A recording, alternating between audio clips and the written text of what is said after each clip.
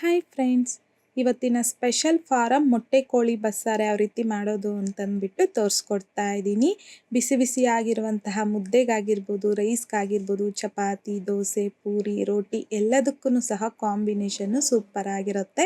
So ಹಾಗಾಗಿ ಈ video start ಮಾಡುವ ಮುನ್ನ ನೀವಿನ್ನೂ ನಮ್ಮ ಚಾನಲ್ನ ಫಸ್ಟ್ ಟೈಮ್ ನೋಡ್ತಿದ್ರೆ ಇನ್ನೂ ಸಬ್ಸ್ಕ್ರೈಬ್ ಮಾಡಿಲ್ಲ ಅಂತಂದರೆ ದಯವಿಟ್ಟು ಈಗಲೇ ನಮ್ಮ ಚಾನಲ್ನ ಸಬ್ಸ್ಕ್ರೈಬ್ ಮಾಡಿ, ಪಕ್ಕದಲ್ಲೇ ಬರುವಂತಹ ಬೆಲ್ ಐಕನ್ ಕ್ಲಿಕ್ ಮಾಡಿ. ಆಗ ನಾನು ಅಪ್ಲೋಡ್ ಮಾಡುವಂತಹ ಪ್ರತಿಯೊಂದು ವಿಡಿಯೋನು ನೀವೇ ಮೊದಲು ನೋಟಿಫಿಕೇಶನ್ ಪಡಿಬೋದು. ಸೊ ಬನ್ನಿ ಇವಾಗ ಲೇಟ್ ಮಾಡ್ದಿರಾ ಈ ಫಾರಮ್ ಮೊಟ್ಟೆ ಕೋಳಿ ಬಸ್ಸಾರು ಯಾವ ರೀತಿ ಮಾಡೋದು ಅಂತಂದ್ಬಿಟ್ಟು ನೋಡೋಣ. ಮೊದಲೇ ನಾನಿಲ್ಲಿ 1 kg ಆಗುವಷ್ಟು ಫಾರಮ್ ಮೊಟ್ಟೆ ಕೋಳಿನ ನೀಟಾಗಿ ಕ್ಲೀನ್ ಮಾಡಿಕೊಂಡು ಈ ರೀತಿ ಮೀಡಿಯಮ್ ಸೈಜಲ್ಲಿ ಕಟ್ ಮಾಡಿಬಿಟ್ಟು ನೀಟಾಗಿ ವಾಶ್ ಮಾಡಿಬಿಟ್ಟು ತಗೊಂಡಿದ್ದೀನಿ. ಈಗ ಇದನ್ನು ಪಕ್ಕಕ್ಕೆ ಇಟ್ಕೊಂಡು ಈ 1 kg ಚಿಕನ್ಗಾಗುವಷ್ಟು ನಾವಿವಾಗ ಮಸಾಲೆ ರೆಡಿ ಮಾಡ್ಕೋಬೇಕು. ಹಾಗಾಗಿ ಮಿಕ್ಸಿ ಜಾರಲ್ಲಿಗೆ ಅರ್ಧ ಕಪ್ ಆಗುವಷ್ಟು ಹಸಿ ಕೊಬ್ಬರಿನ ಸಣ್ಣದಾಗಿ ಕಟ್ ಮಾಡಿಬಿಟ್ಟು ಹಾಕ್ಕೊತಾ ಇದ್ದೀನಿ. 2 ಚಿಕ್ಕ ಸೈಜಲ್ಲಿರುವಂಥದ್ದು ಈರುಳ್ಳಿನ ಸಹ ಸಣ್ಣದಾಗಿ ಕಟ್ ಮಾಡಿಬಿಟ್ಟು ಹಾಕ್ಕೊತಾ ಇದ್ದೀನಿ. 3 ಮೀಡಿಯಮ್ ಸೈಜಲ್ಲಿರುವಂಥದ್ದು ಬೆಳ್ಳುಳ್ಳಿನ ಸಹ ಮೇಲ್ಗಡೆ ಸಿಪ್ಪೆ ತೆಗೆದ್ಬಿಟ್ಟು ಹಾಕ್ಕೊತಾ ಇದ್ದೀನಿ. 3 ಇಂಚ್ ಆಗುವಷ್ಟು ಶುಂಠಿನ ಸಹ ಸಣ್ಣದಾಗಿ ಕಟ್ ಮಾಡಿಬಿಟ್ಟು ಹಾಕ್ಕೊತಾ ಇದ್ದೀನಿ. 2 ಮೀಡಿಯಮ್ ಸೈಜಲ್ಲಿರುವಂಥದ್ದು ಟೊಮೊಟೊನ ಸಹ ಸಣ್ಣದಾಗಿ ಕಟ್ ಮಾಡಿಬಿಟ್ಟು ಹಾಕ್ಕೊತಾ ಇದ್ದೀನಿ. 1/4 ಕಪ್ ಆಗುವಷ್ಟು ಪುದೀನ, ಅರ್ಧ ಕಪ್ ಆಗುವಷ್ಟು ಕೊತ್ತಂಬರಿ, ಸ್ವಲ್ಪ ನೀರನ್ನು ಸಹ ಹಾಕಿ ಈ ಮಸಾಲೆನ ಮಧ್ಯದಲ್ಲಿ ನೀರಿನ ಅವಶ್ಯಕತೆ ಇದ್ದರೆ ಹಾಕಿ ಸ್ವಲ್ಪ ಸ್ಮೂತಾಗಿ ಗ್ರೈಂಡ್ ಮಾಡ್ಕೋಬೇಕು. ಈಗ ನೋಡಿ ಮಸಾಲೆ ಅನ್ನೋದು ರೆಡಿಯಾಗಿದೆ. ನೀವಿಲ್ಲಿ ಗಮನಿಸಿರ್ಬೋದು, ಈ ಮಸಾಲೆಗೆ ನಾನಿಲ್ಲಿ ಯಾವುದೇ ತರಹದ ಗರಂ ಮಸಾಲ ಅಂದರೆ ಚಕ್ಕೆ, ಲವಂಗ, ಏಲಕ್ಕಿ ಏನು ಸಹ ನಾನಿಲ್ಲಿ ಹಾಕಿಲ್ಲ. ಯಾಕೆ ಅಂತಂದರೆ ಮನೆಯಲ್ಲಿ ಮಾಡಿರುವಂತಹ ಮಟನ್ ಮಸಾಲ ಯೂಸ್ ಮಾಡ್ತಿರೋದ್ರಿಂದ ನಾನು ಅದರಲ್ಲೇ ಎಲ್ಲ ಚಕ್ಕೆ, ಲವಂಗ, ಏಲಕ್ಕಿ ಎಲ್ಲನೂ ಹಾಕಿರ್ತೀನಿ. ಸೊ ಹಾಗಾಗಿ ನಾನು ಈ ಮಸಾಲೆಗೆ ಬಂದು ಚಕ್ಕೆ, ಲವಂಗ ಹಾಕಿಲ್ಲ.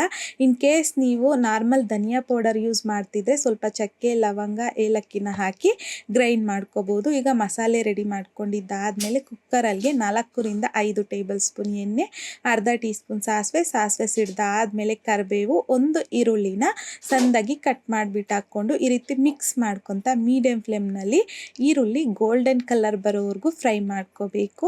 ನೋಡಿ ಈ ರೀತಿಯಾಗಿ ಈರುಳ್ಳಿ ಗೋಲ್ಡನ್ ಕಲರ್ ಬಂದಾದಮೇಲೆ ನಾವು ಮಸಾಲೆ ಗ್ರೈಂಡ್ ಮಾಡ್ಕೊಂಡು ಇಟ್ಕೊಂಡಿದ್ರಲ್ವ, ಅದರಲ್ಲಿ ಜಸ್ಟ್ ನಾನಿಲ್ಲಿ 1/4 ಭಾಗದಷ್ಟು ಮಾತ್ರ ನಾನಿಲ್ಲಿ ಮಸಾಲೆ ಹಾಕ್ಕೊಂಡಿದ್ದೀನಿ. ಇನ್ನು ಮಿಕ್ಕಿರ್ತಕ್ಕಂಥ ಮಸಾಲೆ ಏನು ಮಾಡಬೇಕು ಅಂತಂದ್ಬಿಟ್ಟು ನಿಮಗೆ ತೋರಿಸ್ಕೊಡ್ತೀನಿ. ಈಗ ಈ ಮಸಾಲೆನೇ ಹಾಕಿದ್ದಾದಮೇಲೆ ಮೀಡಿಯಂ ಫ್ಲೇಮ್ನಲ್ಲಿ ಒಂದು 3 ರಿಂದ 4 ನಿಮಿಷ, ಅಂದರೆ ಇದರಲ್ಲಿ ಈ ರೀತಿ ಎಣ್ಣೆ ಅನ್ನೋದು ಸಪ್ರೇಟ್ ಆಗಬೇಕು. ಆ ರೀತಿಯಾಗಿ ಚೆನ್ನಾಗಿ ಮಸಾಲೆನ ಫ್ರೈ ಮಾಡ್ಕೋಬೇಕು.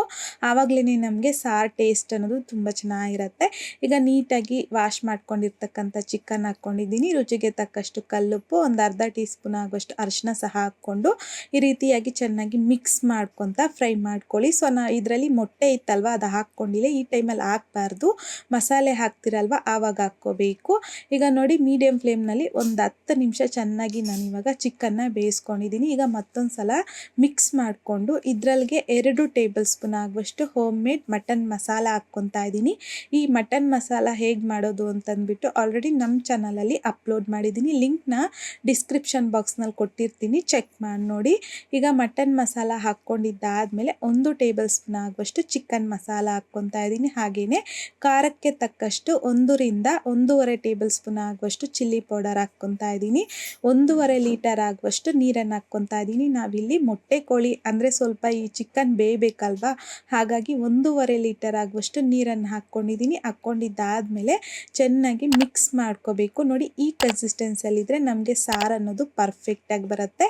ಈಗ ಈ ಟೈಮಲ್ಲಿ ಇನ್ ಕೇಸ್ ನೀವು ತಗೊಂಡಿರ್ತಕ್ಕಂಥ ಚಿಕನ್ನಲ್ಲಿ ಮೊಟ್ಟೆ ಇದ್ದರೆ ಈ ಮೊಟ್ಟೆನ ಈ ಟೈಮಲ್ಲಿ ಹಾಕ್ಕೊಂಡು ಒಂದ್ಸಲ ಮಿಕ್ಸ್ ಮಾಡಿಬಿಟ್ಟು ಕುಕ್ಕರ್ ಲಿಡ್ನ ಕ್ಲೋಸ್ ಮಾಡ್ಕೊಂಬಿಡಿ. ಕ್ಲೋಸ್ ಮಾಡ್ಕೊಂಡಿದ್ದಾದಮೇಲೆ ಮೀಡಿಯಂ ಫ್ಲೇಮ್ನಲ್ಲಿ ಒಂದು 5 ರಿಂದ 6 ವಿಷಲ್ ಬರೋವರೆಗೂ ಬಿಡಬೇಕು. ಈಗ ಒಂದು 6 ವಿಷಲ್ ಬಂದಾಗಿದೆ. ಈ ರೀತಿ 6 ವಿಷಲ್ ಬಂದಾದಮೇಲೆ ವಿಷಲ್ ಪೂರ್ತಿಯಾಗಿ ತಣ್ಣಗಾಗಕ್ಬಿಟ್ಟು ಆಮೇಲೆ ನಾನಿಲ್ಲಿ ಕುಕ್ಕರ್ ಲಿಡ್ನ ಓಪನ್ ಮಾಡ್ಕೊತಾ ಇದ್ದೀನಿ. ಓಪನ್ ಮಾಡ್ಕೊಂಡಿದ್ದಾದಮೇಲೆ ಈ ಸಾರನ್ನ ಒಂದ್ಸಲ ಚೆನ್ನಾಗಿ ಮಿಕ್ಸ್ ಮಾಡ್ಕೊಳ್ಳಿ. ನೋಡಿ ನನಗೆ ಬೇಕಾಗಿರುವಂಥದ್ದು ಕನ್ಸಿಸ್ಟೆನ್ಸಿ ಸಾರು ಪರ್ಫೆಕ್ಟಾಗಿ ಬಂದಿದೆ. ಇನ್ನೂ ಸ್ವಲ್ಪ ನಿಮಗೆ ತೆಳ್ಳಗೆ ಬೇಕಂತಂದರೆ ನೀರನ್ನು ಈ ಟೈಮಲ್ಲಿ ಸ್ವಲ್ಪ ಹಾಕಿ ಕುದಿಸ್ಕೋಬೋದು.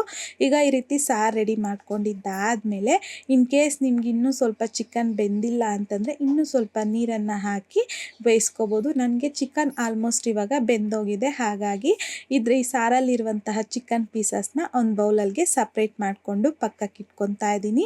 ಈಗ ಈ ಚಿಕನ್ ಪಕ್ಕಕ್ಕೆ ಇಟ್ಕೊಂಡಿದ್ದಾದಮೇಲೆ ಈಗ ನೋಡಿ ನಮಗೆ ಬಸ್ಸಾರ್ಗೆ ಬೇಕಾಗಿರುವಂಥದ್ದು ಚಿಕನ್ ಬಸ್ಸಾರು ಅನ್ನೋದು ರೆಡಿಯಾಗಿದೆ.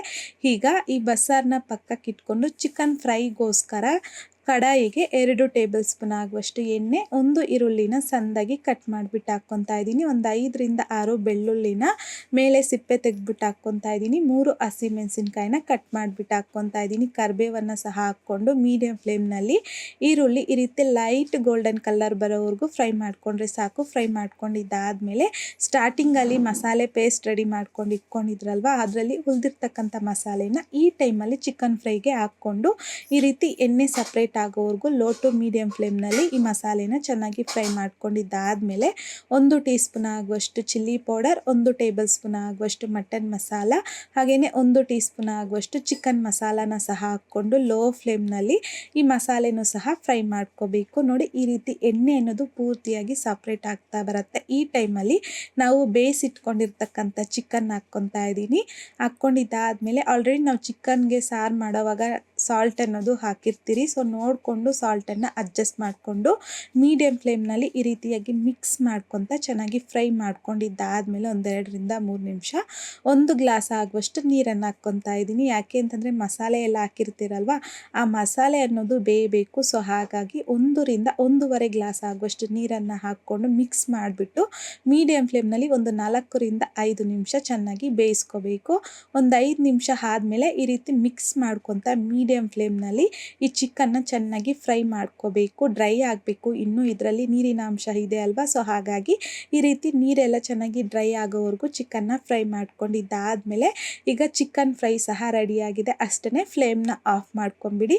ಈಗ ತುಂಬಾ ರುಚಿಯಾಗಿರುವಂತಹ ಫಾರಂ ಮೊಟ್ಟೆ ಕೋಳಿ ಬಸ್ಸಾರು ಅನ್ನೋದು ರೆಡಿಯಾಗೋಗಿದೆ. ಈ ಬಸ್ಸಾರನ್ನ ಬಿಸಿ ಬಿಸಿಯಾಗಿರುವಂತಹ ಮುದ್ದೆ, ರೈಸು ಎಲ್ಲದಕ್ಕೂ ಸಹ ಕಾಂಬಿನೇಷನ್ನು ತುಂಬ ಅಂದರೆ ತುಂಬಾ ಚೆನ್ನಾಗಿರುತ್ತೆ. ಖಂಡಿತ ಒಂದ್ಸಲ ಟ್ರೈ ಮಾಡಿ ನೋಡಿ.